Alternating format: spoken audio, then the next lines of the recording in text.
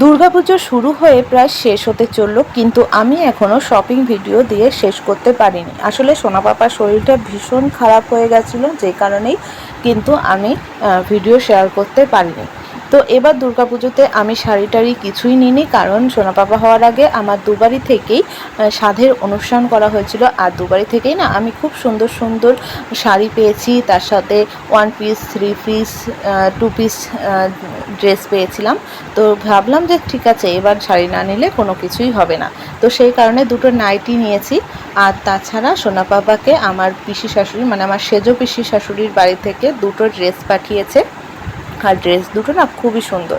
একটা পুরোপুরি গেঞ্জি কাপড়ের, এটা তো ভীষণই সুন্দর, কারণ এই রকম নরম নরম জামা কাপড় না আমার ভীষণ পছন্দ হয়, বিশেষ করে বাচ্চাদের জন্য। আর তাছাড়া আর একটা ড্রেস দিয়েছে, এটা একটু জিন্স টাইপের, মানে কেমন একটা যেন, কিন্তু এটাও কিন্তু খুবই সুন্দর। তাছাড়া আমার বড় ননদ কিছু টাকা দিয়ে গেছিলো সোনা পাপার জন্য জামা কাপড় কেনার।